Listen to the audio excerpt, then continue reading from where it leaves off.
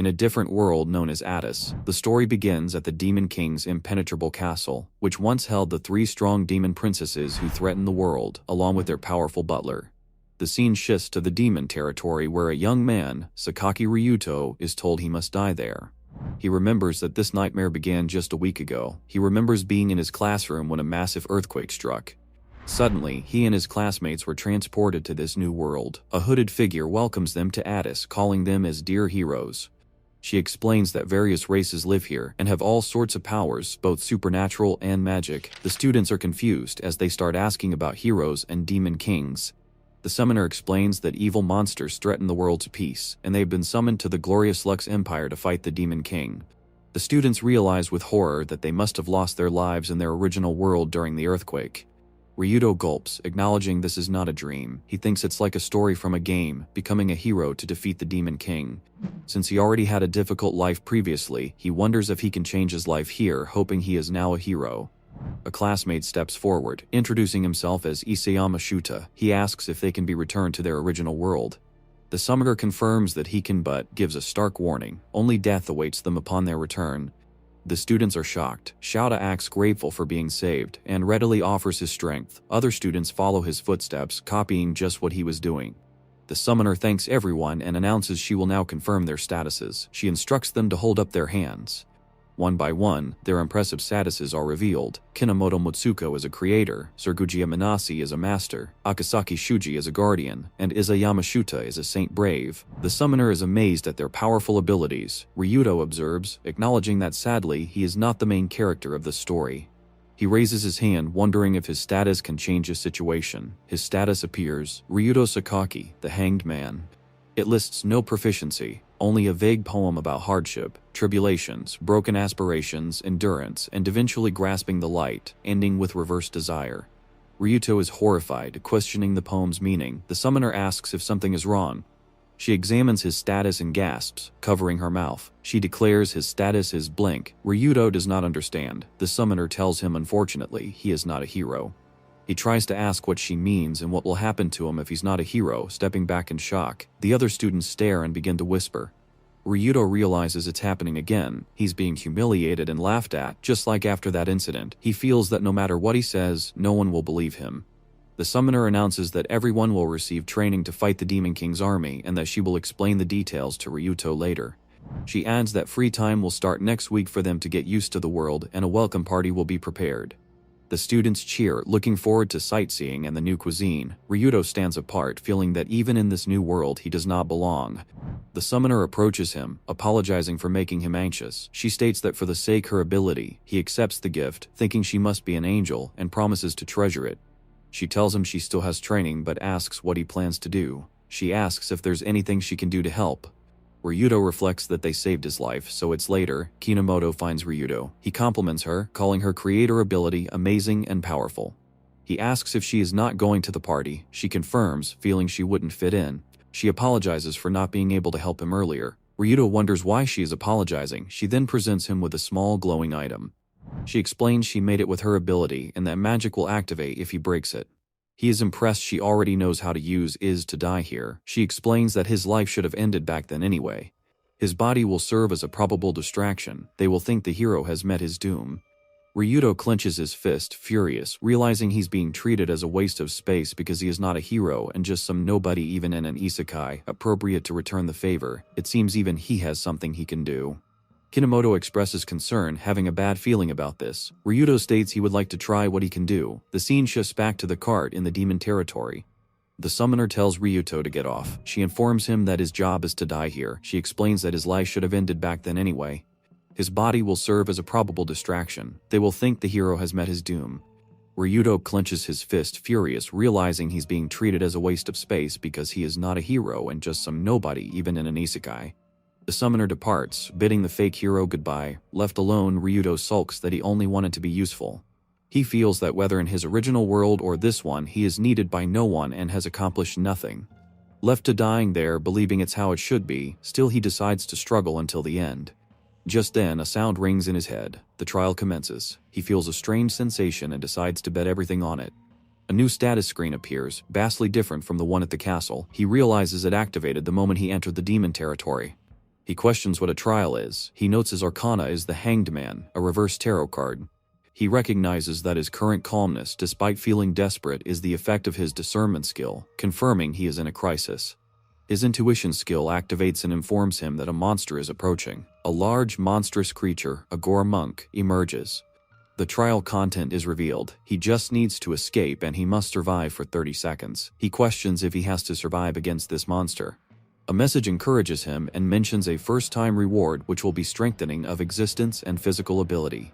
The monster lunges. Ryudo crouches, dodging the attack. 15 seconds remain. He feels it is an impossible task because there is no way to fight back and wonders what to do. He remembers Kinomoto's pendant and feels sorry, recalling his promise to treasure it. As the monster attacks again, he uses the item. The pendant unleashes ice magic, freezing the gore monk solid. A message confirms 30 seconds have passed and that there was ice magic inside the pendant. The trial is completed. His strength increases. A new trial begins, which is to defeat the gore monk. He realizes he must defeat the monster now. There's a reward for the first subjugation. He will get an increased growth rate. Ryudo shouts at the monster and shatters the frozen monster. A message confirms the gore monk's defeat. His status updates. Ryudo Sakaki is now a level 12 hanged man with slightly improved stats. He feels stronger, though still weak overall. Another message confirms trial success and further ability increase. He decides to look for food. A few days pass and Ryudo collapses from hunger. A system message confirms a sign of reverse for overeating but fails due to lack of strength. He coughs, shutting up the internal voice. He wonders why he is still alive while holding so much pain, questioning what he has been doing. He does not know what lies beyond intuition. He reflects on his childhood dreams of being an invincible or legendary hero who could save the world. But then that incident happened. Due to the bullying he faced, he ran away in the middle of the night wanting some distance. In the end, he feels like he accomplished nothing and could not get anywhere, just like now. He hears rustling and sees a human shadow. He freezes, unsure what to do, telling himself this is not the time to hesitate. He sees a young girl with red hair and horns surrounded by gore monks. She yells at them not to come near, thinking that she could deal with them if only she could use her magic. She cries for someone to save her, calling out names like Papa, Zira, Nell, Fina. Ryudo's intuition skill activates, presenting two obvious warnings. He will die if he moves more than a bit, and he will die if he saves her. Another warns that everything will be over if he dies. Ryudo grits his teeth and tells his intuition to shut up. He reflects that he couldn't be useful even in this world and was abandoned. Even so, he wants to be useful for someone's sake, even if he has to risk his life until the very end. He decides this is how a hanged man should be. He charges forward yelling and tackles the monster off the cliff. He falls, thinking he is dead.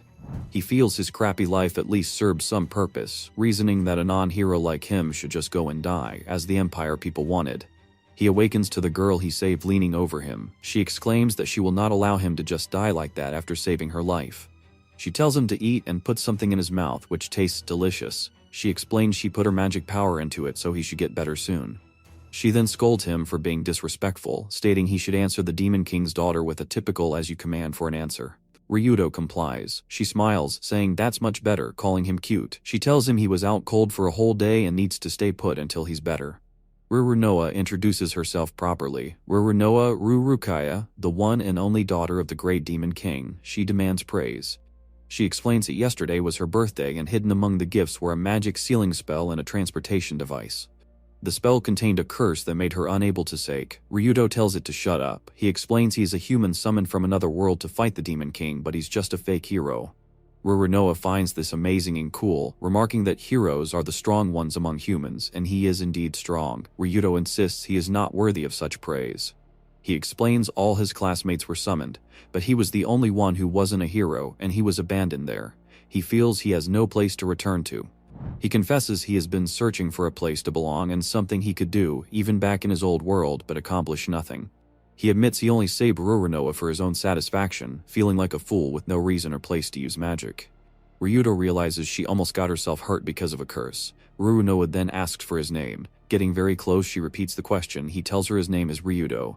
She dismisses his concerns, stating it does not matter if he had an agenda. The fact remains that he saved her life. He risked his life for her without even knowing her name or face. She reveals that as the Demon King's daughter, her life has been targeted many times. She declares she is very happy because he saved her. She offers him what he seeks, a reason to live. Rurunoa asks if that is true.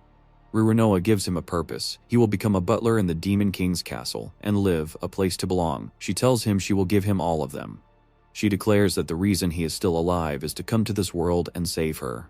Rurunoa gives him a purpose. He will become a butler in the Demon King's castle and live to protect her at all costs. Ryudo is shocked by her confidence as she decided everything herself, but her words make him truly happy. He realizes this selfish, forceful demon princess is the first person in his life to ever need him. He knows taking her hand means he can no longer return. Rurunoa looks him in the eye and issues her order. He will live for her. Ryuto smiles, accepting his new path with the same phrase she taught him, "As you command." Rurunoa cheerfully sings as she walks, declaring herself the future Demon King. Ryuto expresses surprise, asking if they will really see the Demon King's castle soon and if this is the right way. Rurunoa confidently assures him, stating she can't be mistaken. Suddenly, she trips and falls, crying out. Ryuto rushes to her side, asking if Rurunoa is okay. She immediately praises his quick reaction, declaring it something only a butler chosen by her could do. Ryuto reflects that this is his second day escorting Rurunoa. He has started to understand his ability better. He recalls his status screen showing his current level, 82, and the Hanged Man title. He notes his physical ability has increased due to magic power received from the sun, Rurunoa.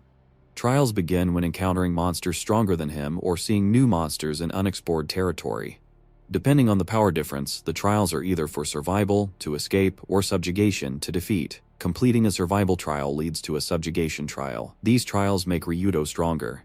He also notices he hasn't needed food or drink for days, possibly due to leveling up. However, many mysteries remain about his power.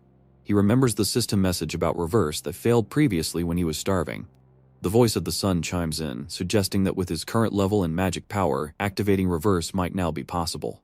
Ryuto wonders what this reverse is. The voice playfully teases him, reminding him of the pendant Kinomoto gave him. Ryuto asks what the pendant has to do with anything. Rurunoa asks Ryuto if he remembers how he defeated the first Gore monk. He tries to recall, remembering it was somehow frozen, but the details are fuzzy, perhaps due to exhaustion. Rurunoa suddenly spots purple and black smoke in the distance, recognizing it as a night smoke signal. She excitedly tells Ryuto they must run. They will surely meet Zira if they follow the signal. Ryuto agrees and they head off. Rurunoa thinks about Zira, wondering if Zira is her friend. As they run, Ryuto carries Rurunoa. She exclaims at his speed and calls him amazing. Ryuto feels a sense of belonging, thinking Rurunoa wants to meet the knights, but wonders if the knights will accept him. Rurunoa assures him he is her benefactor and tells him to hold his chest up proudly. She will handle the introductions. She promises to introduce him to Papa, Nell, and Zara once they reach the castle. Feeling his worries lessen with her presence, Ryuto believes he has finally found a place where he can belong. He takes a large leap forward. Suddenly, a massive menacing wolf appears before them. Rurunoa identifies it as a dirty blood wolf and screams that they need to run. Ryuto realizes it's too late. The wolf will hurt them if they look away. A system notification confirms an encounter with a hostile enemy, and the content of the Hangman trial will be revealed. The trial begins. The task is to defeat the hostile enemy, the Deathmound Great Wolf. The system notes this trial is based on the premise of reverse, and the trial and reward will change based on the outline of reverse. Ryuto tells Rurunoa to get as far away as possible and hide. The voice of the sun states it's time for the Hanged Man to show his hand. It explains that activating reverse requires adequate level, magic power, and a trigger, a very strong emotion. Ryuto questions what counts as strong emotion, remembering the failed gluttony activation earlier and deciding to challenge it again. The wolf lunges incredibly fast, so fast that Ryuto's intuition cannot keep up. He yells for Rurunoa to run as the wolf pins him down. Rurunoa screams his name. She stands protectively in front of Ryuto, telling the wolf to stop and not to lay a hand on him. The voice of the sun explains that the reverse of Hanged Man is caused by the original sin of humanity and asks Ryuto for his decision. Ryuto dismisses the talk of emotion or sin. Whatever is needed, he wants the power to protect her and defeat the wolf. He demands the power immediately. System messages confirm the sign of reverse for greed, level clear, and magic power clear, all items clear. The reverse of Hanged Man begins. The system explains reverse refers to the reversed position of tarot cards and awakens the hidden power of arcana. Chains erupt around Ryuto as a new persona manifests, declaring himself the plunderer who gathers all wealth, abilities, and power. Invoking treasures in heaven and earth, he transforms into a masked figure, embodying the mask of greedy Black Death, Mabalitia, a person lost to desire. The wolf growls aggressively at this new form. Ryuto, now Mabalitia, uses a power called Genius, capturing the giant wolf in black chains. System messages confirm reverse of greed and renew the trial content. The new trial is to render the Deathmound Great Wolf powerless. The reward includes increased strength and eternal dominion over the wolf. Ruronoa calls out Ryudo's name, asking what happened to his power and form. Ryudo, still in his reverse state, dismisses the questions, stating he needs to deal with the wolf. His status screen appears, showing his level 82 and his reversed condition as Madalidia. His stats are drastically different. Power is C-, endurance is B+, agility is just C, magic power is A+, and his overall rating is D. He possesses several new magics: Genius for control via black chains, Goblin, which allows him to absorb enemy stats and curses by touch, Greedwolf to manipulate attraction and repulsion, and Mammon to enforce servitude. A timer appears and shows 5 minutes remaining for reverse. Ryuto understands this is his current power. He notes the trial requires rendering the target powerless, but the magics seem strange. With only 5 minutes, he does not have time to analyze them. Taking a closer look at the chained wolf, Ryudo notices it seems to be in pain and feels the slight influence of magic power, likely a curse. In that case, he decides to use Goblin. He touches the wolf. A system message confirms the Goblin has activated, absorbing a berserk curse and transforming it into physical ability. Another message confirms the wolf is now powerless. The trial is a success, increasing Ryudo's strength. Submission of the target is confirmed, granting Ryuto eternal dominion over the Death-Mound Great Wolf. Ryuto feels his head hurting but resolves to finish while he still has strength. The voice of the sun praises him, noting his talent and explaining dominion turns the target into a companion. It asks if he wants to exercise dominion. Ryuto rejects the offer, stating his hands are full and he can't afford such a large pet right now. He tells the wolf to come back if it can somehow shrink. The wolf whimpers. Ruronoa rushes to Ryuto, asking if he is okay. He confirms he is. She hugs him tightly, thanking him and praising him nonstop. She declares him indispensable to her and vows that she will definitely make everyone acknowledge him. Ryuto awakens in a lavish bed, confused about his whereabouts. A woman informs him that he is finally awake. She introduces herself as Fina, the head maid, and confirms he is in the Demon King's castle. She explains that 2 weeks have passed since his arrival, and his wounds have been treated. Fina then provides him with clothes, asking him to change as the Demon King is waiting. Ryuto is taken aback by the king's casual nature. Alto bows deeply, thanking Ryuto for saving his daughter and thinking that his own position prevented him from doing so. After promising a future reward, Alto explains he wants to discuss Ryuto's ability. He confirms that, like the Lux Empire, he cannot see Ryuto's status.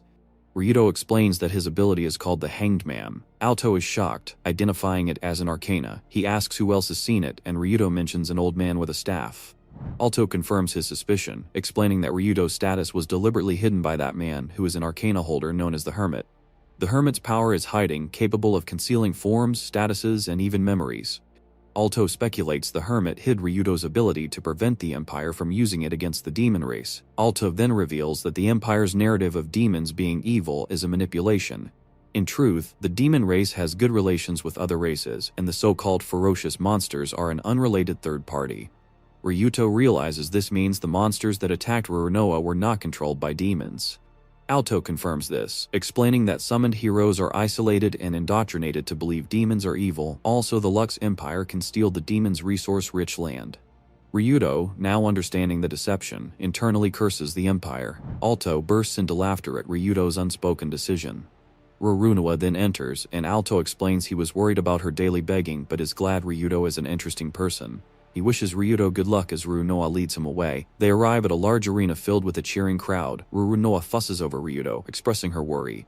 2 women join them, Nell, Ruronoa's cousin, and Zera, the Knight Captain. Zera glares at Ryuto, gets in his face, and tells the human that she will not acknowledge him as Ruronoa's butler regardless of the princess's wishes. Ruronoa interjects, telling Zera to stop. She explains to Ryuto that she arranged this event so he can prove his fitness to be her butler. Zera issues a challenge. She will acknowledge him if he can defeat an elite knight from her squad in a fair match. Ryuto accepts. Ruronoa gives him her order and he replies as you command. In the arena, Ryuto faces the knight barehanded. The knight warns him not to be arrogant. The match begins and the knight lunges, stopping his blade just short of Ryuto, who does not flinch. Zera scoffs at Ryuto's lack of reaction. The knight mocks Ryuto, asking if he was too scared to move. Ryuto calmly asks if there was any need to avoid it. Enraged, the knight attacks again. Ryuto moves in a flash, striking the knight and shattering his weapon. The knight gasps in pain. Zera is stunned. Ryuto's movements were amateurish, but his physical power is shocking. Ryuto stands victorious, glad for the levels he gained in the forest. The crowd cheers for the victor Ryuto. Rurunoa runs to him, declaring the matter settled and announcing a welcome party. Ryudo bows, stating it is a pleasure to be with her. He pledges to serve her with all sincerity, feeling he has finally taken his first step in this new world. Meanwhile, in the Lux Empire, news of Ryuto's death is delivered. Isayama Shouta comforts a crying Iris, telling her it's not her fault. Other students gossip that Ryuto brought it on himself by recklessly leaving without any ability. One student remarks that the son of a murderer is better off dead. Students express relief at his death, calling him and his parent crazy. Kinomoto stands apart, listening to the others and thinking they must have abandoned Ryuto, a truth only she seems to know. She silently regrets not stopping him. In a sunlit hall, the hermit has a telepathic conversation. An unknown voice demands he stop interfering with the hanged man. The hermit brushes off the warning, stating he has no further use for the boy. The voice warns him not to make another move. The hermit reflects on his original, boring plan to push Ryuto toward revenge by blurring his memories. He muses that everything will move again in a year, as the continent enters its golden age. He foresees heroes and royalty enrolling in the Imperial Capital Academy, new beasts and discoveries appearing, and the arrival of the missing 12th Arcana, the Wild Card. This wild card, he notes, is the only one who can grow among the completed arcanas and can turn everything upside down. He concludes that a turbulent era is ahead. A young girl approaches the Demon King's castle, sniffing the air as the leave or crush under the weight of her feet. She has finally found the smell leading up to her master. In the morning, Ryuto feels a tail swish by his face and immediately wakes up, screaming out in hysteria as to why a wolf girl is lying next to him. Soon after, she wakes up as well, rubbing her eyes as she calls to him as her master and herself as Shu, saying that she is back and knows she is much smaller. Ryuto wonders who the wolf girl is, and Alta tells him that the girl is a beastkin, uncommon to the place they are in right now, but it seems as if she misses Ryuto a lot. Ryuto is confused as well, saying that he really does not know what is going on, and Shu finally speaks, telling them that Ryuto was the one who saved her from pain and suffering in the forest, but all Ryuto remembers is struggling to stay alive in the forest. Shu explains that he is very strong since he told her to come back once she was smaller, and that was exactly what she did. The gears in his head start turning overtime as he realizes that she is the huge wolf in the forest from a while ago. She is the dirty blood wolf that he defeated in order to protect Rurunoa, but he never expected that it would have a human form. According to his skill, she is actually the Deathmound Great Wolf. Alto's eyes widen in surprise as he calls out to Fina, saying that she would think to say it is impossible, but she also knows how unique Ryuto truly is. In the past, there was a race that existed, called the werewolf. The werewolves were the ones who could change their appearance by drawing monsters' blood and possessed magnificent powers. But the humans saw those powers as a threat and annihilated the entire race. But like any other race, some of them survived with the sole purpose of causing destruction, destroying a great nation overnight and even devoured half of the forest that the elves lived in. That werewolf ended up becoming a ghost of revenge and accumulated death over death, and due to regret, the humans repented in fear. The werewolf ended up getting the name, the Deathmound Great Wolf, who seems to be sitting in the lap of Ryuto as we speak. The legends say that the werewolf disappeared after it exacted its revenge, so it does not make sense that Shu was still in the forest. Shu replies that she only knows that she was in that place when her senses came to, and it was very painful for her and ended up attacking anyone who came close to her.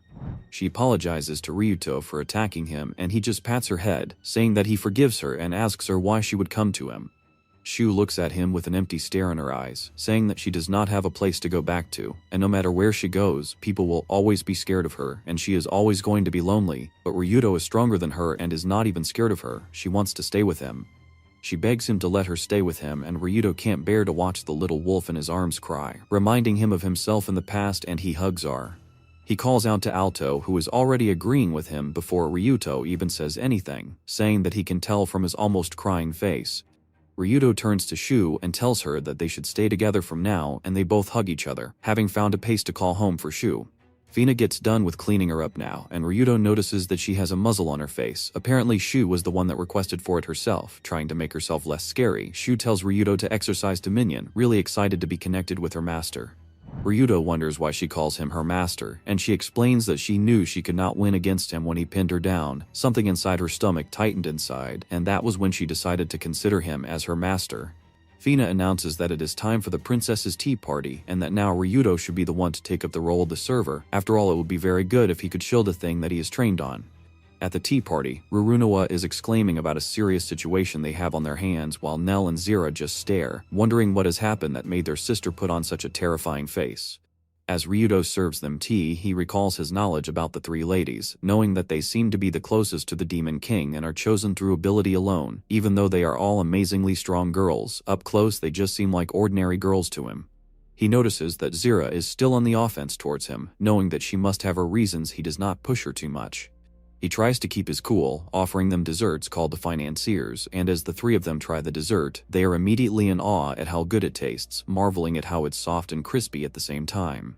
They praise the head chef and Ryudo laughs shyly, saying that he is actually the one who made those because he heard they are into sweet food. They are all very impressed, other than Zira, who liked the dessert but does not want to admit that she liked something a human has made. Rurunoa goes back to discussing the serious matter, saying that they have run out of the sunshine grass in the castle. The grass is used as a raw material to make sugar and a lot of snacks, and usually they are able to purchase it from a town near the castle, but they are experiencing terrible crop failure this season. The sunshine plays an important role in the growth of the grass, but for some reason, the sun no longer rises in the village. Rurunoa stands up, saying that she has already come up with a plan to solve this crisis, and sends Ryuto and Zira on the mission together to investigate the case together.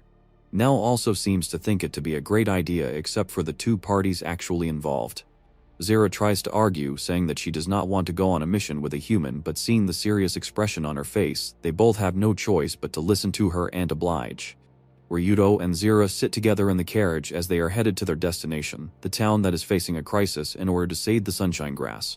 However, the air between them is thick with awkwardness and Ryudo can notice how uncomfortable Zira truly feels around him. He wonders whether or not he should start a conversation to make the air a little lighter. He looks outside the window on her side, wondering what the huge building he can see is. It is so tall that he can't even see the top.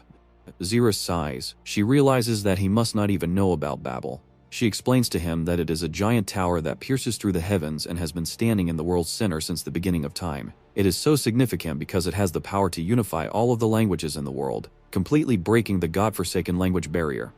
Ryudo realizes the reason that he is able to talk and read normally in this world even though he is a human from another world. It is still weird that the Babel knows Japanese, which is a tongue purely created by humans.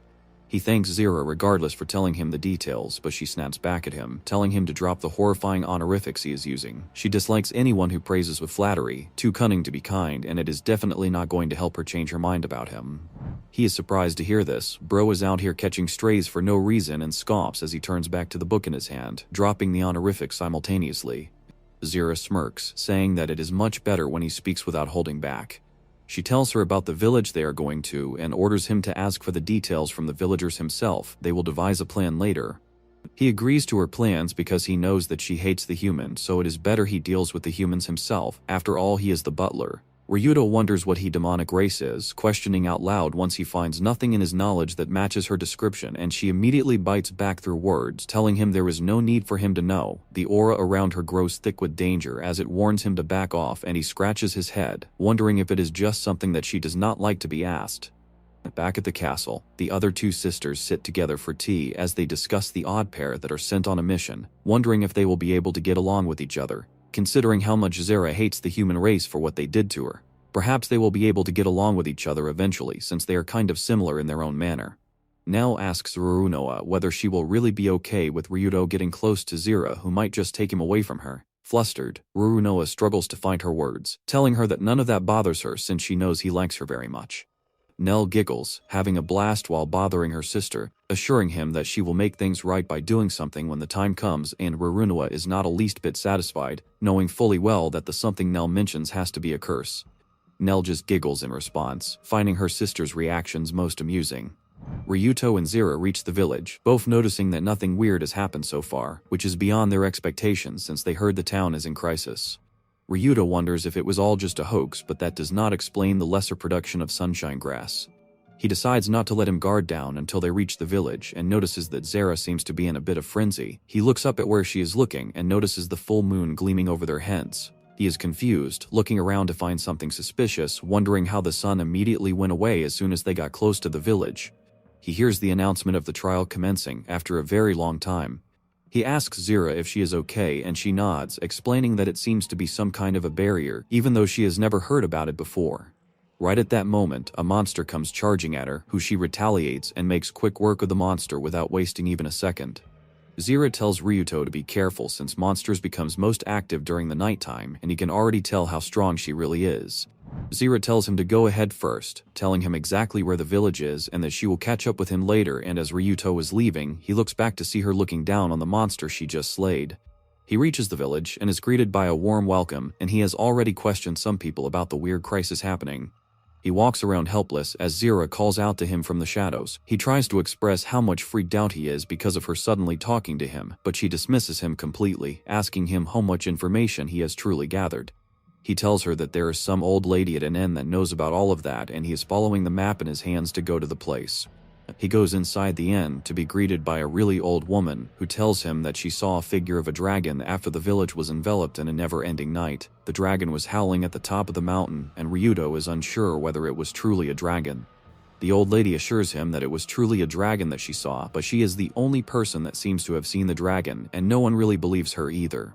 For some reason, Ryuto believes the old lady even though he knows that the dragons are mystical creatures even in this world. He asks Zira if she believes in the story that the old lady told him, but she seems to spaced out instead. Wondering if she is tired, he decides to call it a day and tells her that they should continue the investigation the next day. They start to head back for the day, and Ryuto notices that Zira is being awfully honest and wonders if something truly happened to her. They both stand in front of their rooms as he wishes her good night, and she slams the door in his face. He enters his own room, sitting and unwinding on his own bed as he thinks about how he thought they had gotten along pretty well, but even in his original world, he never had any friends, so he does not know how to get along with a girl. He feels regretful for a second for thinking about the negatives in his life, and as he closes his eyes, he recalls the chants of the people at school, calling him a murderer, and he wakes up in a frenzy. He sits up on the bed to catch his breath, wondering how long he has been asleep for, and then decides to check on Zira. The person at the front desk tells him that Zira went outside and seemed to be heading towards the mountains with unsteady footsteps, and even though the guy tried to stop her, she did not stop. Ryuto decides to follow her as the leaves rustle below his feet. He is worried because if anything happens to Zira, then Rarunoa will be very sad, and he can't let that happen. He can already sense that something is going on, and the leaves of the trees start to rustle as well. He decides to blame the wind, and as he looks down, he sees the head of a monster roll towards his feet, and he lets out a scream. He is so shocked to find the remnants of the monsters they defeated, but he finds something strange because it has not even been a long time since it happened, but the skin already looks dried as if something drained its blood. Ryuto runs through the forest, praying on Zira to be doing okay, and hears a river flowing in the distance. He rushes towards it and pushes through the bushes to find Zira bathing herself under the moonlight in the river. He sees the scars on her back and takes a step back, obviously stepping on a branch to give away the fact that he is gawking at her. She instantly turns towards him and they lock eyes. Zira immediately starts to tremble and Ryuto apologizes, telling her that he was only worried about her disappearing right when he woke up, and announces that he's going to head back to the village. The air is sliced through as she pushes him down with the weight of her body, howling at the fact that he saw the scar on her back, and all he can focus on is her golden eyes that shine in the darkness and the abnormally long fangs of her. He finally found out what race she is, a vampire. Although none of that matters right now because she's about to devour him right then and there for looking at her scars when no one should live to tell the tale. The moon in the darkness, it brings out the instinct within her that she has been trying to hide from herself and the world, and she hates the humans who took everything away from her. Ryuto notices that Zira is a vampire, having read about them as a mutated form of humans with golden eyes and devil wings were weak to the sunlight and attacked all living creatures, but it is said that they disappeared after leaving their own blood in the human race. Now Zira holds her weapon against his neck, threatening him that he has to go since he knows her true identity because she won't be able to stay in the demon kingdom if her identity is revealed. Ryuto tries to reason with her that he won't be telling anyone about her, and she exclaims and screams, saying that there is no way that she is going to believe him who is a human because the humans end up taking everything from her. At her 5th birthday, she was celebrating with her parents and truly happy at that moment. A modest but peaceful life it was as she ran outside to play, showing off the flower crown that her mom and dad gave to her as a gift. Soon after, right in the street, her wings grew out and everyone screamed in horror at her being the one with unclean blood. She ran back home, telling her mom and dad, who were desperate to protect her no matter what. They hide her away from the people that bang on their doors, telling them to give their daughter up to them, and her parents are not able to keep the villagers away from her as they meet their end right in front of her very eyes. The villagers grab her, telling her that she will meet the same fate as her parents as they go to chop the wings at her back. Coming back to present, she drops the weapons in her hands, sobbing as she wonders if it is really wrong for her to live even if she has the blood of the true ancestor. Hearing her story reminds Ryuto of his own, how everyone called his parents as murderers and how he is the worst in the class, even going as far as to say that he does not even deserve to live. Back then he ran away. Everywhere he went, his parents' wrongdoings were all that he got to hear from other people. Both Zira and Ryudo want to be looked at for who they are and not for the blood that runs in their veins. In this way, they are both similar. With resolve, Ryudo stands up to give Zira his shirt, telling her to get a hold of herself and calling her an idiot. She finally snaps out of her frenzy, offended at being called an idiot, and says that since the beginning he has always looked at her as just Zira and not anything or anyone else. It does not matter to him if she's a vampire, it does not make her any different after all. She sobs, saying that he does not know how gruesome vampires are. They can't even survive without taking the life of other beings. Vampires are feared by every living creature as they drain the life from half of the continent. Ryudo pauses, saying that humans are crazier for taking the life of their own kin for personal gain. He tells her that his parents took out their relatives for some money. He did not even know what had happened, but he got stares from people around him even though none of it was his fault. Only bullies came to him and called him a murderer as well when he had nothing to do with it. So he understands how Zira must feel. He hugs her, saying that it does not even matter if she is a vampire, she is still a person with feelings. She sobs for a while as he explains to her that Rurunwa called her as a friend with a really happy smile, and the ones who lent him the books on vampires were Fina and Alto. Nell also looks at her with concern in her eyes, so he is pretty sure that everyone in the demon castle treasures her and does not want to lose her. She still can't shake off the negative thoughts, wondering if she should even live, and asks him if he really is not afraid of her. Even if she was trying to beat him, he would still not be scared of her because there is no one capable of hurting someone while they are still trembling. He couldn't possibly hate her because when she ate the snacks he made, she was cheerful and gleeful like a cute and a normal girl. She gets flustered and clutches onto his chest, saying that he's really being stupid, realizing that despite all the bad in the world, she still wants to live. Ryudo uses the fire magic stone to create a fire under the pot to heat up milk. He checks his status in the meantime and realizes that ever since Rurunwa provided him the magic power back in the forest, he seems to have already established some magic power of his own, and he wonders what all the symbols are at the bottom. Maybe he should try asking the mysterious voice he hears sometimes. Back to the matter at hand, he wonders if Zara will truly drink the milk that he heated up for her. Thinking that she might have already fallen asleep and that it does not feel right for a grown man to visit a ladies' room late at night, completely forgetting the river scenario. As if on cue, Zira knocks on the door of his room, holding a pillow in her arm. He asks her if something is troubling her and offers her some hot milk. She nods, blushing as the events from earlier are still running wild in her head. They both sit together on his bed as they drink the milk as he notices that she seems to be too close to him. She gets mad at him, telling him once again to drop the honorifics, and when he calls out her name without any, she is instantly flustered. She exclaims that they should go and continue the investigation about the dragon, trying to get her mind somewhere else as they walk through the mountainous pathways. He exclaims at how heavy the air feels as if the rumors about the dragon are true after all. Apparently, the only dragon that is capable of creating night is the celestial dragon, Gaverdia Worm. The dragon has been existing since the creation of the world, and it possesses vast knowledge, and since dragons are rare, they considered as though they are gods. But Ryudo does not understand why such a rare dragon would be creating Evernight in such a small village. The mysterious voice starts talking in his head again, poking fun at him for being on a date with another girl than the one he is committed to. All the playfulness aside, Ryudo decides to tell the voice everything he knows about the village and the dragon, wondering if he knows something that they do not. The mysterious voice calls the dragon as Erdia, the celestial dragon, telling not to even consider fighting the dragon, and Ryudo knows this, saying that he only wishes to negotiate with it. Suddenly, there is a roar in the sky as Zira tells him not to let his guard down at any cost. They go towards the source of the sound, reaching a cliff, and as they both look down, they see a huge dragon laying on the ground in slumber. The dragon awakes from its slumber and notices the two, immediately going on the offense against them as it flashes a beam towards them. Zira is quick on her feet, dashing away as she grabs Ryuto with her as well. The beam hits the ground, tearing it up into pieces as they both struggle to find footing. Ryuto tries to reason with the dragon, exclaiming that they are not there to fight, and the dragon speaks to him, telling him to shut his mouth because she will not be fooled by his trickery. Ryuto gets a trial, telling him to calm down the dragon that is in front of him, and he wonders what he must truly do to help the dragon. He is at a loss for what to do, and just in that moment, Zira steps forward. The dragon scoffs in her face, calling her as small as a mushroom, and that all she might be able to do is tickle the dragon's feet. He remembers what he felt back in the dark forest, lying there on the grass with the endless hunger of his. He uses his reverse ability for gluttony and immediately gains wings of gluttonous locust, Zabulgra. He tells Zira that he truly entrusts her life to her, and she nods, telling him not to disappear on her. He uses Gluttony Rock, making the celestial dragon only lock onto him as its target, and the dragon taunts him, calling him an incomplete hanged man that can do nothing against her. Ryudo is surprised to hear the word incomplete, wondering what it truly means, but ends up falling to the ground with just a little flap of the wings of the dragon, the wind pressure making him lose control. He thinks that he is a total goner as the dragon appears to follow up her attack, but she halts midway.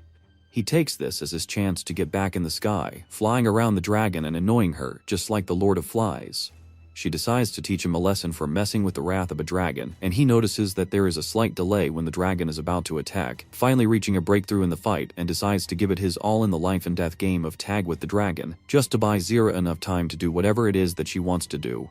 He flies around the dragon, distracting her with his movements as the voice in his head tells him to do his best, otherwise he will face serious consequences. The dragon taunts him as well, wondering why such a small fry would even dare to challenge her. He reasons with her, telling her that he was not even trying to challenge her, just avoiding her. He asks the voice in his head, wondering how much time is left, and the voice tells her that he needs to stall for only 5 more minutes. The dragon stops in her tracks, noticing a huge amount of crimson magic power coming off from Zira, who stands there and concentrates. She recognizes the power as the Vampire King's heritage, calling the turn of events quite troublesome. With a dangerous glint entering her eyes, she decides that she should not hold back at all anymore. Ryudo notices this immediate shift in demeanor and, positioning himself defensively before Zira, exclaims that he will not let her harm Zira in any way. But suddenly, his manifested wings burst as the dragon slams him forcefully to the ground, creating a small impact crater and injuring him quite badly. The dragon states, a grim finality in her tone, that he has no chance of surviving this encounter with all the provocation he is doing. She will basically have to wipe out both him and the girl together now. The mysterious voice in his head starts to ring like an alarm, blaring urgently, telling him that the dragon seems to have gotten completely serious. It warns there is absolutely no way he is going to survive this overwhelming power. His only option against such complete annihilation is becoming a lump of meat.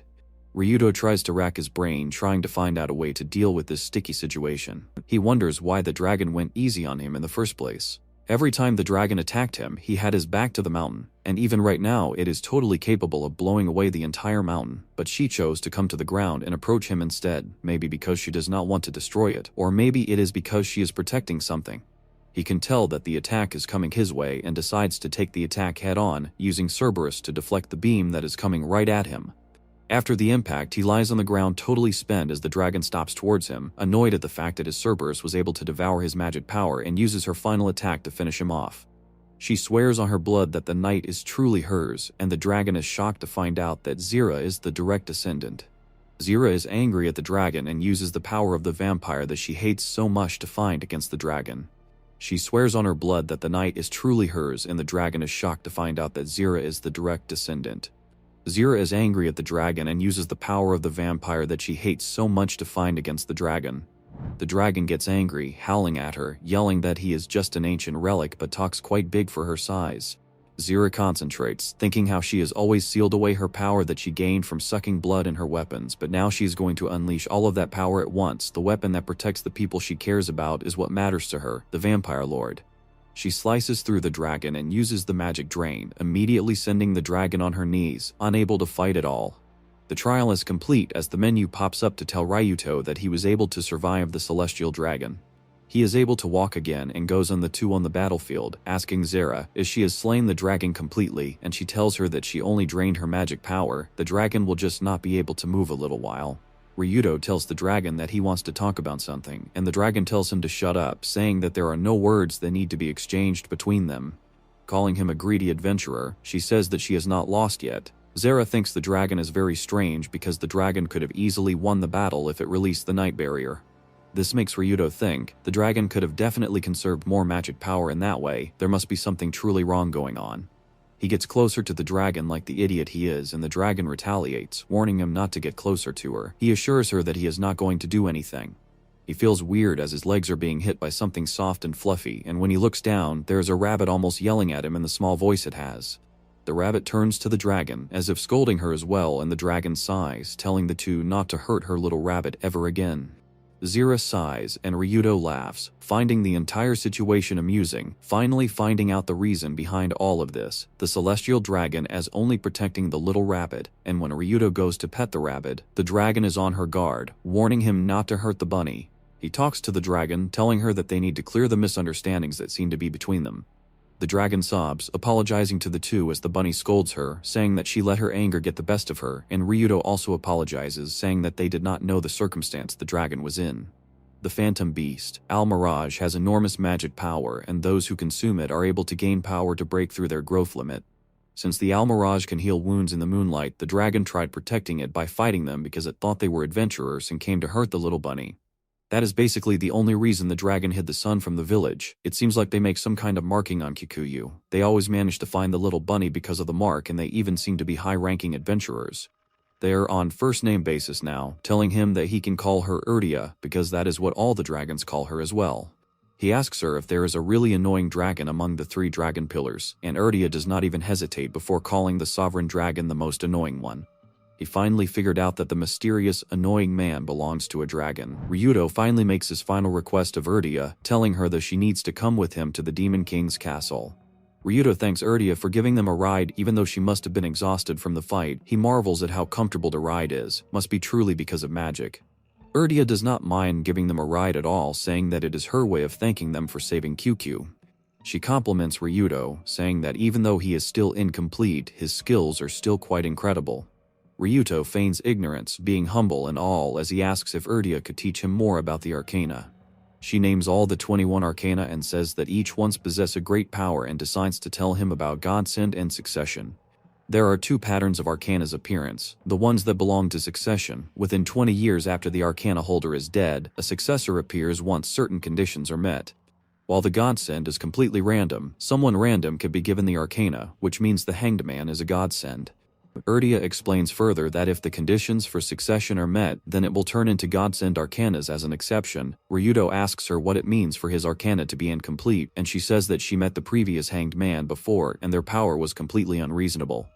The entirely new knowledge makes Ryuto gulp, realizing that he still has the potential to get even stronger and that there are still so many things in the world that he does not know about. He really wants to get stronger in order to protect Rurunoa and the rest in the Demon King's castle. Suddenly, Zira hugs him from behind and Ryuto's attention is completely taken away by her. He immediately asks her if she is feeling unwell and she huffs as she says that her vampire impulse is talking to her since she overused her magic power. Ryuto immediately loosens his tie, asking if she wants to suck on some of his blood, and she immediately grabs him, apologizing but assuring him that she will be gentle with him. She bites him and has a meal of her own after so long, but the look on Ryuto's face makes it look like he is dizzy, as if she is sucking too much of the blood. A menu pops up, telling him that the succession for the moon is in progress and that the required condition is performing bloodsucking against the target that possesses the vampire arcana. A menu pops up, telling him that the succession for the moon is in. He suddenly loses conscious, and when he wakes up, he sees a doctor mask hover over him, which takes him completely aback. He asks who the person with the doctor mask is and where he even is, and the person calls him as her master, saying that she is finally back to the castle. The person removes the mask to reveal that it is Shu, and she welcomes her master back home. Fina enters the room and says that she has already heard the story from Zira and compliments him for his good work. She also informs him that she was the one who made the clothes for Shu, and Shu is happy to show her new clothes that match her master. This way she can hide her true appearances even when she is outside, and now she can join him on investigations.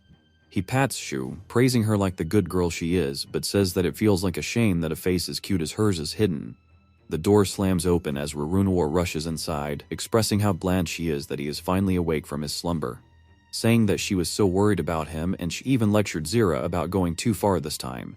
He assures her that he is feeling all good now and she stares at his face, looking back at Fina and Shu. Fina catches the hint and takes Shu with her, giving the two some space. After the two leave, there is silence in the room, and when Ryuto questions her in order to break the silence, she has a grumpy expression on her face as she opens her arms. Ryuto just looks like the biggest loser ever, not catching the hint that she is asking for a hug in a very sunder manner. She starts to whine, saying that he hasn't seen her for a week and he must be feeling lonely, and that is why she is going to allow him to hug her just this once as an order. They hug each other after so long. She asks him if he likes her and he nods in a respectful manner. She breaks away from the hug, saying that this is all of the reward he gets and that if he wants more then he should catch up with them fast. She leaves the room and leaves him hanging too. He squats down as he sighs, trying to control himself. At the Demon King's Castle Tea House, Rurunoa exclaims that the 32nd Imperial Conference officially started. Nell exclaims in excitement at how cute Rurunoa is and there are claps all around. He notices the Urdia is also there in her human form with her favorite bunny, QQ. Rurunoa brings everyone's attention towards the case of the village where the sun does not shine. The place where Ryuto and Zera investigated was very important, and when the celestial dragon released the barrier, the village turned to its daily life. However, it also seems to her that the two of them have grown closer to each other than expected, and she definitely wants to be filled in from all the details. Zera is shocked to hear this, definitely not wanting to go into details about the events that occurred. Rurunoa moves on to the next mission, which is making the adventurers that put a mark on QQ give up.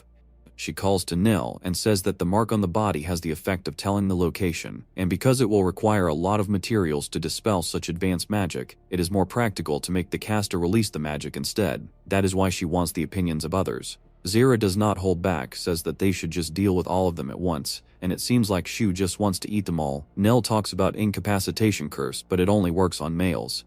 Rurunoa comes up with her own plan, saying that they just need to scare them, and points at Ryuto, saying that she is going to make him famous outside of the demon country and is going to market him as a demon. Increase. At a rank adventurer party, people browse stuff and there is a group of people discussing the mark on the Al Mirage, saying that there has been no new movement after it went to the Demon King's castle. They are so annoyed because they couldn't deal with it properly, but they can't afford to fail this request because the guildmaster gave them the request. The requested is the Archbishop of Babel from the Lux Empire. One of the girls smiles, saying that all they have to do is kill the demons that took the rabbit with them, and that way their reward will also use the library ability, is panicking. Ruri explains that his status literally displays nothing, her skill does not seem to be working. The others tell each other not to let their guard down since they are entering the next area, the demon territory. Suddenly, the sky over them turns dark and the sun is replaced by the moon. They can also feel something coming towards them. Ryuto walks in his disguise towards the group of the adventurers, managing various magical beasts under his command and wearing a spooky outfit that looked like a demon's, a horn of the black goat and a mask of a crow. Rurunoa truly sold him to look like a scary, spooky, and very strong demon from the book in her hand. Verna the demon job that they need to do. Ryuto greets the adventurers, calling himself as Hugin, telling them to rest assured since he is not going to bother them. After all, it is the first day they are visiting. His task is only to entertain and negotiate with them. He tells them to release the marking on the Al Mirage, and the adventurers scoff in unison, asking him what they are going to get if they accept their proposal. He says that he will let them go safely if they listen to him. Ruri laughs, a smug smile on her face, saying that it is too bad because they also have a Ruri, seems to be sure that the person in front of them, Hugin, must be bluffing for sure, because if he is really strong then he would not have tried to negotiate with them. Suddenly, chains wrap around all of them, tying them up. Hugin holds the end of the chains, asking if they still want to negotiate now that he has proven he is strong enough. Ruri's arrogancy does not stop there as Hugin has to pull the big guns. Ruri's entire world stops and she hears the growl of a very big animal, a werewolf that approaches her and her friends, looking at them as if they are a snack. Hugin pats the huge wolf, giving them a final warning to release the marking on Al Mirage, and suddenly the chains around them tighten. When he sees that they are not responding, he is going to do everything as his master commands him to do. The defeated adventurer party is lying unconscious because Nell just used a weak sleeping curse on them. She reassures her companions that the adventurers will wake up soon and tells them to move the party far away. Zera and Rurunoa praise Ryuto for his recent actions, with Zera awkwardly admitting he was somewhat cool. Nell also agrees. QQ, now free of its marking, expresses its gratitude. Shu then appears out of nowhere and starts pulling on Ryuto's clothes and asking if she was helpful to her master. Ryuto is startled by her random appearance while Shu expresses her happiness at being useful. Rurunoa remarks that the Epic of Demon Verna is a nostalgic story that everyone has read at least once. Ryuto reflects on the items he used, the crow mask and insect wings, noting a similarity between the appearance of the legendary demon Verna and his own reverse ability. Ryuto offers to go ahead with QQ to inform Fina about the food, but Rurunoa stops him, saying she still has something to tell him. She expresses her gratitude again, thanking him for saving Zera. She confides that she had felt frustrated and powerless, unable to save either of them. Ryuto insists that Rurunoa was the one who saved him and adds that Zera also deeply treasures her. Rurunoa explains that she is not scared of Zera. Rather, she views everyone in the castle as family. Ryuto understands that a level of trust has been slowly built among them. Rurunoa praises Ryuto as incredible, then playfully concludes that she, having saved him, must be incredible as well. She then asks him to listen to her secret concerning his arcana and the distortion between her and Nell. In the Great Elven Forest, Demon King Altawada walks with Radalka Ermal. Alto worries the Elven chief will refuse to speak with them, which Radalka agrees would be troubling. Alto needs information on humanity's 5 great unexplored dungeons such as Babel and the Great Skyhole, hoping a secret treasure inside might break the curse. He lists the recent curses: the transportation and magic sealing curse on Rurunoa, the berserk curse on the wolf, and the forbidden art that sealed Rurunoa's arcana as a child. Alto states that using ultra-black magic against the demon princess is high treason. Rodolka understands and affirms that when the time comes he will get rid of Nell. A flashback begins from about 10 years ago. Nell fondly recalls that Rurunoa was a genius. At just 5 years old, Rurunoa cast an 8-layered fire magic circle, an unprecedented feat. Nell was proud of her talented and prideful sister and dreamed of protecting the country together. However, as time passed, Nell was forced to accept that she had no talent for magic. She struggled to create even a 3-layered circle. Her father, seeing her exhausted, gently suggested she stomp for the day and join him for a meal at the castle. Later, Rurunoa and Zira would excitedly tell Nell about their adventures. Zira, a vampire girl who was once reserved, had quickly befriended them. The dream of 2 people became a dream of 3. Nell became obsessed with magic, determined to keep up. One day, her father found her practicing and apologized. Nell, distraught, asked why he was apologizing, guessing it was for her lack of talent. She cried that if he apologized, it meant no one had any expectations of her. Her friends' continued success in their adventures only made her feel more inadequate. As she watched them run ahead, she felt she had to catch up before she was left behind completely. Desperate to find her own special power, Nell searched through all kinds of techniques, even in her sleep, but nothing worked.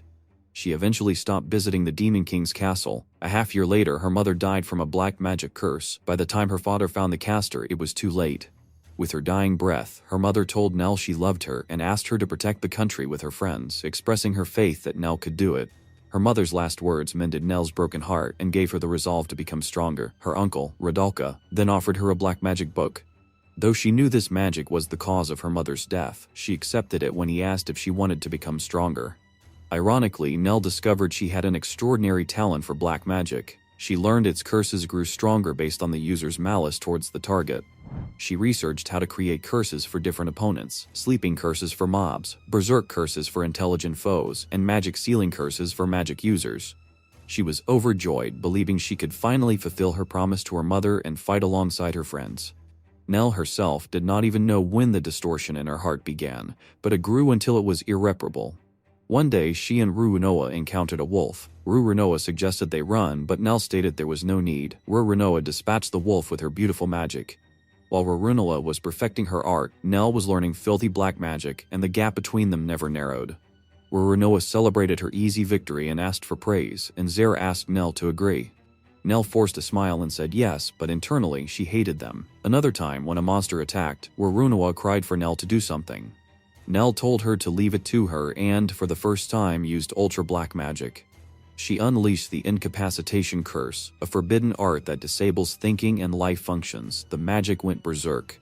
Nell, horrified, remembered that black magic is most effective against those one holds hostility toward. The curse struck Rurunoa, who collapsed as Zira cried out Nell's name. A system message confirmed that the condition for arcana succession, performing black magic that affects a blood relative's life, had been met. As Nell, the target, cried out in pain, she received the special name the Devil. The flashback ends. Back in the present, 2 weeks after his talk with Rurunoa, Ryuto is summoned to the castle.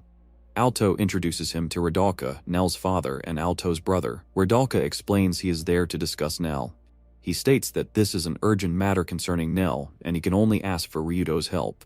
He first asks Ryuto if he is willing to die for Rurunoa's sake. Ryuto confirms that this is what he wants. Hearing this, Rodolka bows deeply, shocking Ryuto. He asks Ryuto to risk his life. He reveals that Nell is heading alone to the Great Skyhole, one of humanity's great unexplored dungeons, and he wants Ryuto to save her. Dungeons are known as the origin of monsters across the continent. Adventurers can destroy these dungeons by attacking the core found in the deepest part, which is also the source of the monster outbreaks. However, throughout history there are several dungeons, such as Babel, the Abandoned City, Underground City, Sea Temple, and the Great Skyhole, where no one has ever managed to reach the deepest part. It is said that deep inside the Great Skyhole lies the elixir, panacea. This divine medicine is believed to cure all kinds of diseases, wounds, and curses. Nell trusted this legend and headed there alone. Rodolka explains to Ryuto that Nell is seeking the panacea to break the incapacitation curse she cast on Rurunoa. He confirms that Ryuto is aware of the situation. Rodolka elaborates that Nell, as the caster, could have resolved the curse immediately after it happened, but she was too young when the magic went haywire. Because of that, a residue of the curse remains even now. Ridalka describes the Great Skyhole as a massive hole that appears in the sky once every half year. It is considered impregnable due to its powerful anti-intrusion magic barrier. However, there are exceptions who are not hindered by this barrier, the Arcana holders. Ryudo realizes that this must be why it has to be him. Ridalka confirms this is likely what Nell also concluded. He worries as the dungeon is a dangerous place where Nell cannot survive alone. He states that he does not even care if she fails to find the panacea. His selfish wish as a parent is simply for his daughter to live. He also mentions Rurunoa's order, who insisted that Nell must not die on her account. Ryuto understands and agrees to go. Ridalka is pleased, noting that this means 4 Arcana holders. Ryuto, Rurunoa, Nell, and Zera will be going to conquer the dungeon. What a spectacular sight. Ridalka confirms this is likely what Nell also concluded. He worries as the dungeon is a dangerous place where Nell cannot survive alone. He states that he does not even care if she fails to find the panacea. His selfish wish as a parent is simply for his daughter to live. He also mentions Rurunoa's order, who insisted that Nell must not die on her account. Ryuto understands and agrees to go. Ridalka is pleased, noting that this means 4 Arcana holders. Ryudo, Rurunoa, Nell, and Zera will be going to conquer the dungeon. What a spectacular sight. Ryudo guides Red Callus through the hall. Red Callus, noting that Ryudo is also going to the Great Skyhole, suggests they have a match before departing. When they reach Zera's room, Red Callus pounds on the door, yelling for Zera to come out for her revenge. Zera opens the door, apologizing for the wait, and is shocked to see Ryudo standing there. Red Callus chides Zera for looking at Ryudo instead of her. A few minutes later, inside Zera's room, Red Callus expresses her boredom with the mission, dismissing the dungeon as just a giant hole. She states she is far more interested in Zera and the demon in the black suit, Ryuto. She has heard rumors that he tamed the Deathmound Great Wolf and overwhelmed an S-rank adventurer party.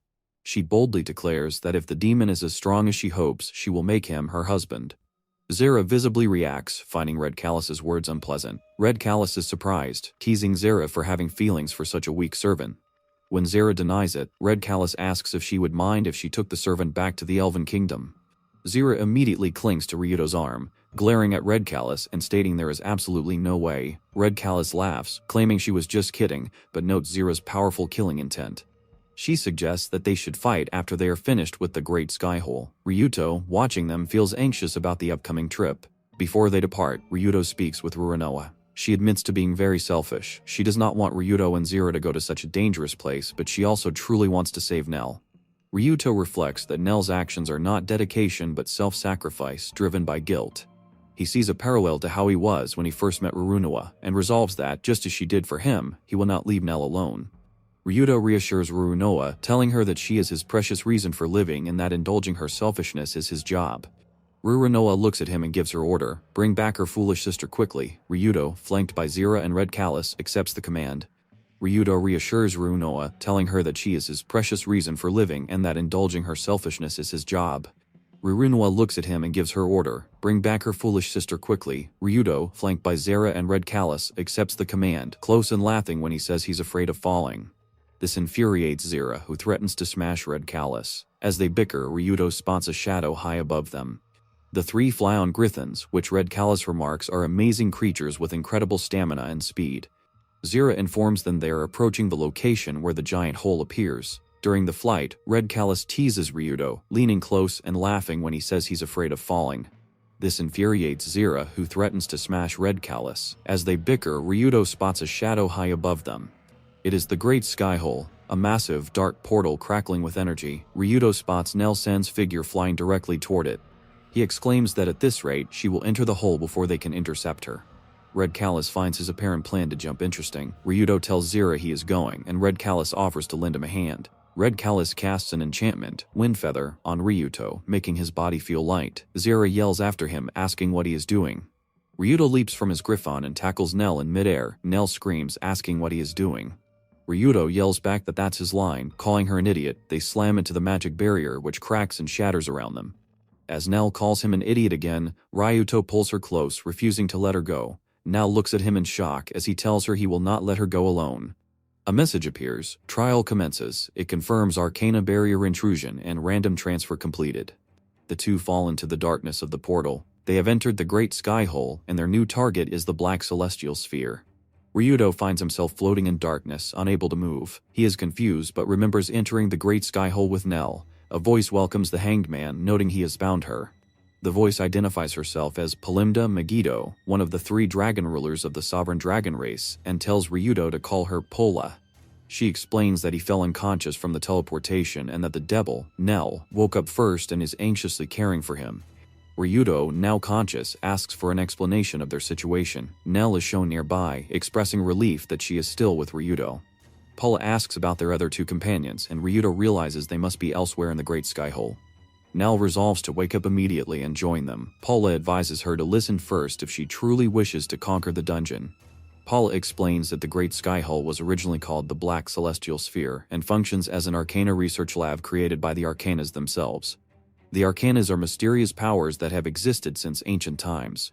In those ancient times, figures like the Emperor, the Empress, the Hierophant, the High Priestess, and the Hermit created this place to research the Arcana.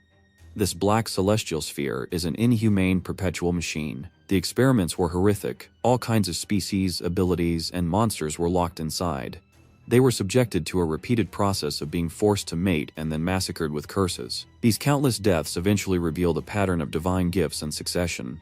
The Arcanas then concealed this fact and the sphere's existence. Ryudo is appalled by this history. Pola continues, stating the Arcanas abandoned the sphere due to certain risks, and the massive amount of magic remaining transformed it into a dungeon. This history, she notes, is related to their goal. Ryuto asks about the panacea. The panacea is a miracle drug created by the dungeon as a relief measure from the countless corpses, which were the source of the injuries, diseases, and curses born from the experiments. Pola warns it is a tough dungeon to conquer, as the Arcanas abandoned it because of its guardians. This is also why many Arcana were scattered from the whole, and why it remains unconquered.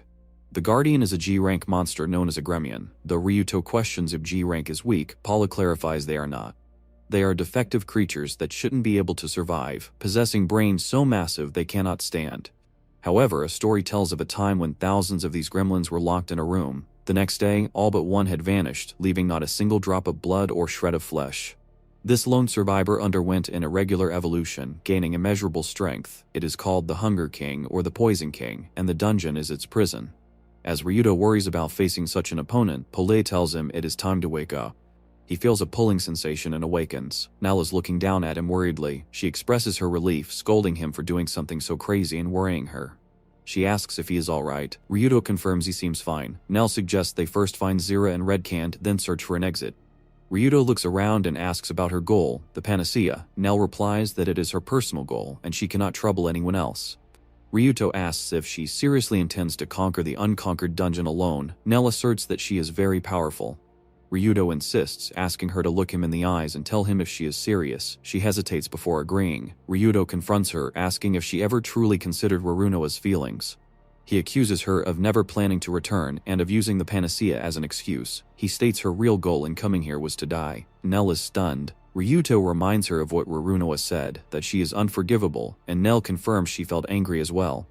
Ryuto clarifies this is not about the past. He tells Nell that Warunoa values her more than her own lost abilities. Ryuto confronts her, asking if she ever truly considered Warunoa's feelings. He accuses her of never planning to return and of using the panacea as an excuse. He states her real goal in coming here was to die. Nell is stunned. Ryuto reminds her of what Warunoa said, that she is unforgivable, and Nell confirms she felt angry as well. Ryuto clarifies this is not about the past. He tells Nell that Warunoa values her more than her own lost abilities. Nell asks Ryuto to leave her alone, claiming that her feelings will not be forgiven even if she apologizes. Ryuto asks if she has ever actually told Warunoa her true feelings. He tells her he understands. She just wanted to be useful to Warunoa-sama and Zira. He relates to this, explaining that before he met Warunoa-sama, he also just wanted to be useful to someone. But it did not go well, and he found himself running in circles, eventually trying to take his own life. He tells her that death is the easy way out. She needs to tell Warunoa her true feelings. The goal is not forgiveness, but to face the past without running away. He reminds her that she's had a sibling fight before and holds out his hand. He proposes they destroy this giant hole and return to Warunoa together. Nell looks at his hand and takes it. She asks if he really needs her. Ryuto, hearing Pola's voice, confirms he does and asks for her strength. He declares that he will now defeat all the monsters in the dungeon. His status screen flashes, showing his level as 157. His skills are listed, and his physical rating is B+ due to magic from the sun. Pola's voice notes he can rewrite the structure of arcanas. A new trial, the Fool's Dream Journey, begins. Within this dungeon, all limitations on his reverse state are erased. Ryuto realizes he now has a broken power. He can use reverse without a time limit. He has become the strongest within the Black Celestial Sphere. Pola's voice agrees, calling him the strongest, though still a baby. Ryuto decides it's time to reverse, having already chosen which liver to use. Ryuto realizes he now has a broken power. He can use reverse without a time limit. He has become the strongest within the Black Celestial Sphere. Pola's voice agrees, calling him the strongest, though still a baby. Ryuto decides it's time to reverse, having already chosen which liver to use. He turns to Nell and simplifies his earlier words. He tells her she will not die. If she tries, he will stop her. He will protect her, even from monsters. He states he will not let her die for his sake and for Arunoa's. He declares himself the blasphemer. Pola's voice laughs, calling him the perfect hangman seedling and urging him to aim to be the strongest. Ryuto agrees. He will become the strongest so he can protect everything. He now holds the arrogant princess's sword, no Alubia. He declares himself the blasphemer. Pola's voice laughs, calling him the perfect hanged man seedling and urging him to aim to be the strongest. Ryuto agrees. He will become the strongest so he can protect everything. He now holds the arrogant princess's sword, no Alupia. Behind the door, two figures are surrounded by monsters and thorny vines. A girl, Hiragi, tells her companion, Makino, that her vines can't hold any longer. Makino replies that he is trying, but there are too many monsters. As the monsters break through, Zira and Red Callus burst in and defeat them. Hiragi thanks them for the help. Red Callus asks who they are and why they are there. The boy, Makino Akira, apologizes for his idiot companion, Hiragi Chihiro. Zira cuts him off, threateningly telling them to answer the questions if they value their lives. Makino explains that they are from another world. They are the Isekai warriors summoned by the Lux Empire to save the world. Zira is shocked to realize they are Ryuto's classmates. Ryuto, having activated his reverse state, holds Nell in his arms as they speed through the Black Celestial Sphere. Nell, while embarrassed by the position, notes that at least she will know immediately if anything happens to him. A voice in Ryuto's head warns him that the dungeon will disappear in one day, so they must retrieve the panacea and escape quickly. Ryuto checks his new status. He is level 157. His form is the arrogant princess's sword, and his physical rating is A. He now has access to 4 powerful magic abilities themed after the 3 demonic princesses, including Luna Deus for creating magical swords and the Dea for multiple magic engagements. Most importantly, the time limit for his reverse state has been removed. Nell remarks that having the power of all 3 princesses at once is an absurd cheat. As they fly through the dungeon, Ryuto continuously uses his Luna Deus magic to kill the dungeon monsters, whom he recognizes as the poor victims of the ancient experiments. He feels it is wrong but defeats them without mercy for the sake of the living people he cares about. Elsewhere, Zira and Red Callus are with Ryuto's classmates. The classmates, Hiragi and Makino, explain that they were in Lux City when they found a hidden teleportation circle that transported them to this room. They ask for help getting back. Zira silently identifies them as the heroes from another world, the very people who abandoned Ryuto. Red Callus hesitates, seeing no reason to help them, but she reasons that Ryuto himself would likely not abandon them. Suddenly, a mysterious voice speaks, though only Zira can hear it. It offers to help, instructing her to bring the otherworlders and follow its directions to the bottom floor just before the dungeon core, where Ryuto will meet them. The voice also instructs her to make sure Ryuto's identity remains hidden. Zira informs Red Callus of the voice's instructions. Red Callus is intrigued by the sudden change but agrees they have no choice but to bring the classmates along. They set off, with Makino thrilled to be in a dungeon with beautiful girls until Zira silences him. Zira follows the voice's precise directions through the dungeon's complex, branching passages, relaying commands like right turn and to take the middle of 3 doors. Makino is nervous, unable to tell which way they came from. Red Callus muses that the voice's power must be significant for it to know the layout of an unconquered dungeon, and she hopes to fight it someday. After several hours, they arrive at a room that looks like the antechamber before a boss fight. Makino celebrates, thinking the dungeon was easy since they encountered no monsters. Zira scolds him, clarifying that they took detours to avoid the monsters, which he and Hiragi couldn't have handled. Just as she says this, shadow monsters ambush Makino. Zira yells at him to run. She slashes at the creatures, but her attacks pass through them harmlessly. Red Callus punches another, but this only causes the monsters to multiply. Zira realizes it's a trap. As Makino despairs that he is about to die, Ryuto and Nell arrive. Nell, still held by Ryuto, casts a magic sealing curse, and Ryuto instantly destroys all the monsters. Zira tells him he is late. Ryuto, now disguised in a mask and cloak, introduces himself as Hyugen. Makino, unaware of his identity, thanks Hyugen for saving them. Ryuto comments that Zira reminds him of someone he knows named Minas. Makino recognizes the name and begins to introduce himself and Hiragati as the heroes summoned by the Lux Empire. As he starts fawning over Nell, calling her cute, Nell casts a sleeping curse, knocking both classmates out. Ryuto removes his mask, exhausted from wearing the mask and wings simultaneously. Zira rushes to Nell, overjoyed and embracing her, relieved she is safe. Nell apologizes to Zira, but Zira tells her not to, saying she would go anywhere for her. Nell, moved, affirms that they will return to Rurunwa together. The mysterious voice speaks again, but this time everyone can hear it. Ryuto identifies the voice as the Sovereign Dragon, and Red Callus recognizes her as a friend of Erdia. The dragon, Pola, explains she is tired and accidentally connected to everyone's minds.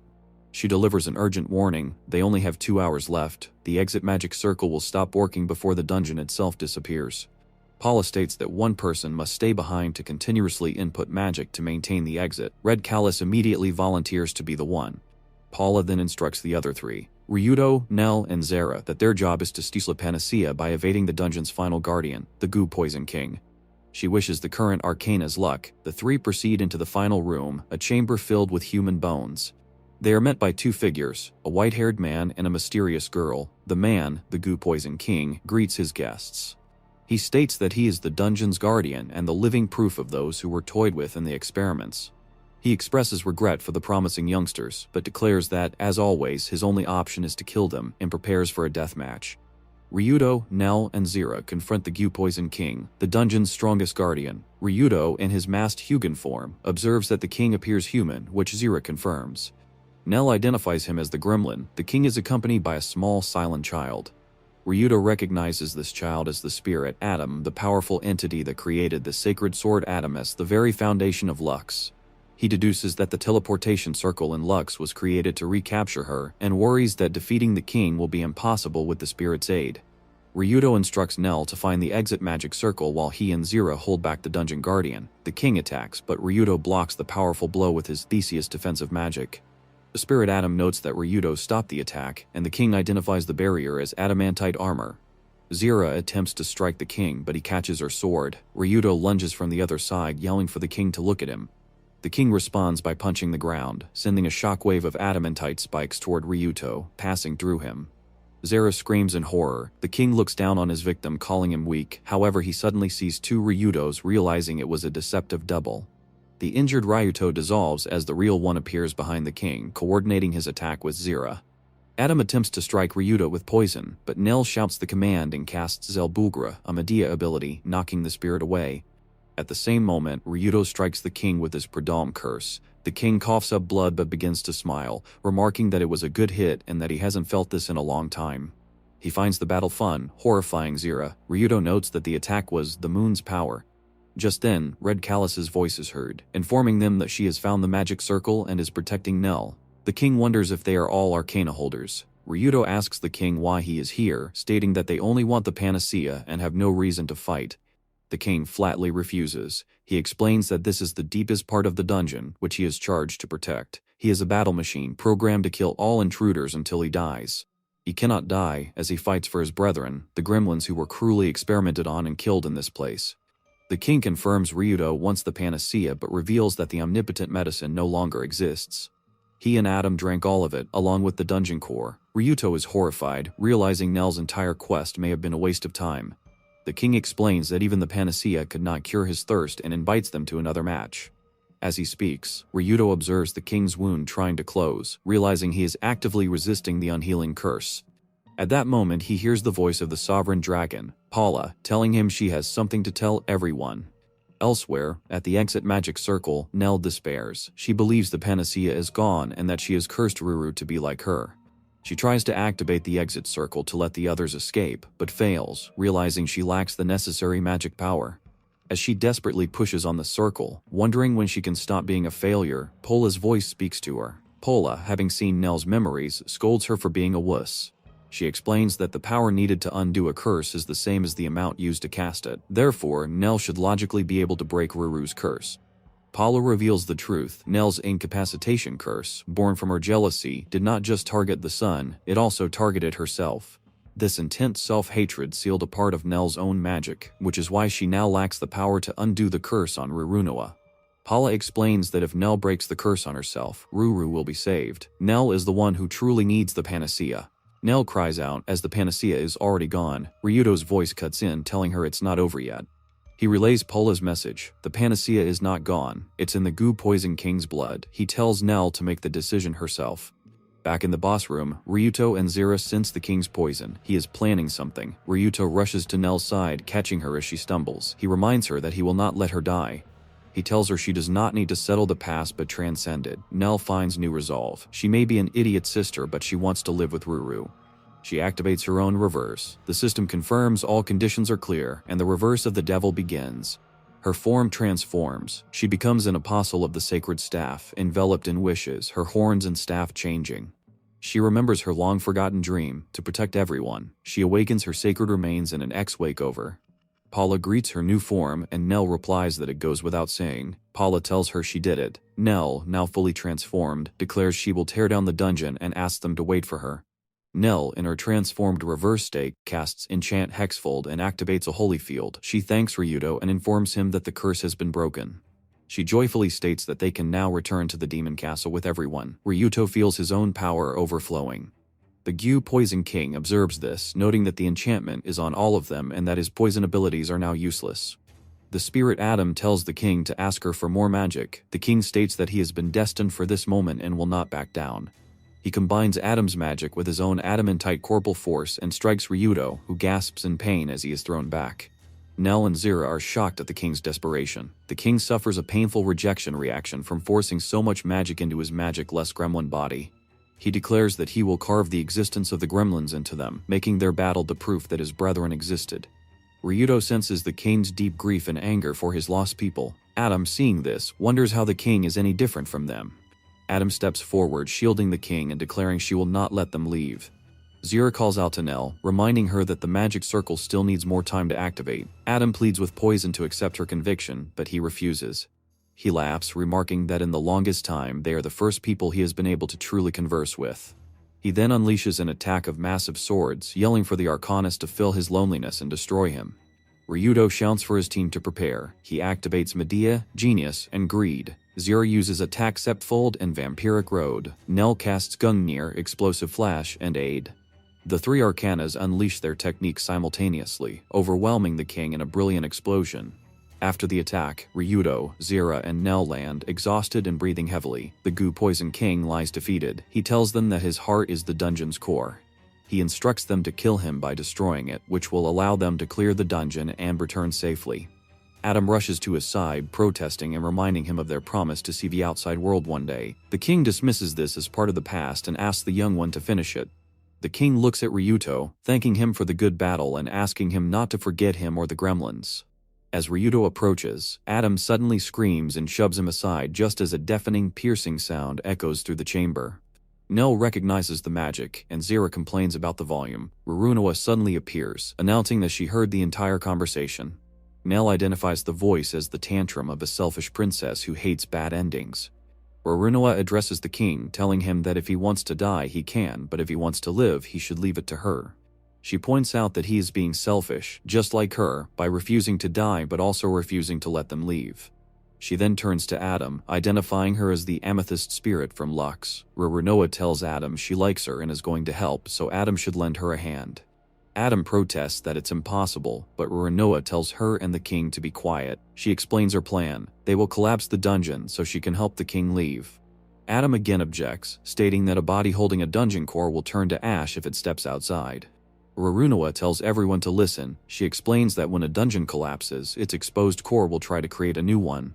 This, she reveals, is her arcana power. She recalls destroying an indestructible dungeon when she was a child. Her plan is to use her power to sustain the exposed core outside the dungeon. Adam worries this process could take hundreds of years, but Rurunoa says that's where she steps in. Her magic alone is not enough, but with 5 arcanas gathered, they will be the strongest. She instructs everyone to pour their magic into her sword. The king, moved, thanks her, and Rurunoa promises they will go outside together. Rurunoa's sword transforms, becoming the Black Star of Blessing, Laplace. The scene shifts to the outside world under a starry sky. The king stands free. He looks at his hands, awestruck by the world he longed to see, and speaks to his fallen brethren, asking if they are watching. The entire group flies away on the back of the sovereign dragon, bringing the furious battle to an end.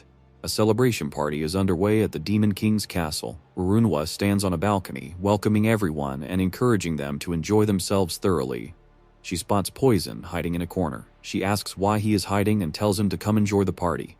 Poison, with his back to her, replies that his presence does not change the fact that he previously tried to unalive her people. Rurunoa states that she forgives him, so he should be grateful. She offers him food, telling him to hurry up and eat, and adds that he can stay at the castle if he has nowhere else to go. Ryudo watches this interaction while holding a cake he prepared. He reflects that Rurunoa is always like this, and it was the same when he first arrived. He thinks to himself that she seems like a handful, but it is thanks to her that he is here now. He approaches Rurunoa and offers her the cake he made, asking her to have a taste. She tries it and is visibly delighted. Rurunoa exclaims that the cake is delicious. Ryudo is glad, explaining that he had never cooked before coming to the castle but found that he enjoys learning. Nearby, Poison stands with Adam. He muses that his dream was only to escape his prison and that he never considered what he would do afterward. He decides it wouldn't be bad to stay at the castle with Adam and figure things out. Ryudo, standing on a balcony, reflects on how many things have happened since he came to the Demon King's castle and wonders if he has been able to help anyone. Rurunoa joins him, noting that the night is cold and saying she wants to be with him. She thanks him for everything that has happened so far. Ryuto tells her there is no need for thanks. Rurunoa insists, saying she is giving him a reward, a very great honor. She instructs him to close his eyes. Ryuto complies, and Rurunoa leans in and kisses him. Just then, Nell and Zira arrive, causing Rurunoa to pull back in surprise. Nell formally announces that she still has things to do and asks to be excused. Rurunoa stops her, saying there is something she must discuss. Rurunoa asks Nell why she said that she forgave her earlier. She explains that after the curse took away her magic powers, she began to understand the pain of being unable to do anything.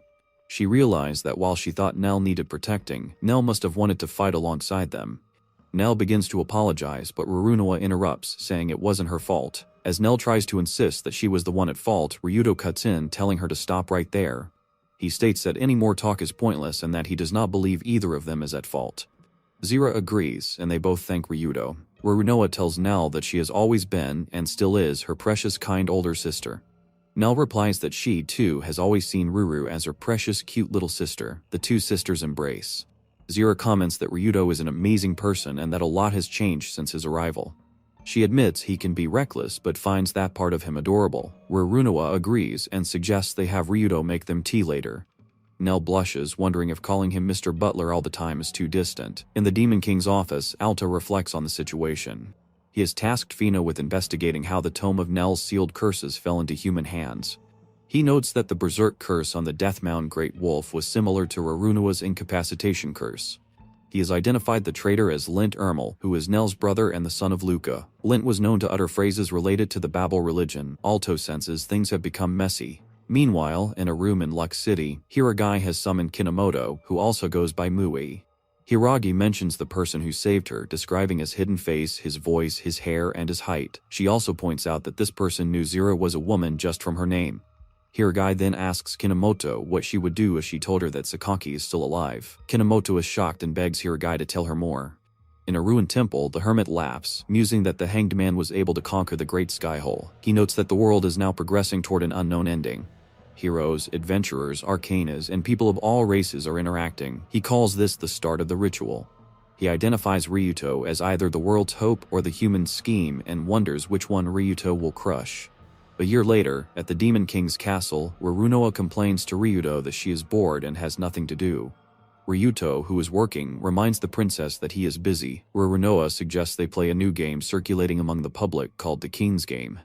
Ryuto offers an idea. Rurunoa dislikes the name and wants to change it to the Demon King's Game. Nell agrees with the change, much to Ryuto's exasperation as he is still trying to work. Rurunoa declares that this is a different world, Adis. In the impenetrable land of the Demon King's castle, 3 demon princesses who threaten the world once lived, alongside the strongest butler. Rurunoa points at Ryuto, telling him he is playing too, and that this is an order. Ryuto looks at her and replies the same old phrase, "As you command."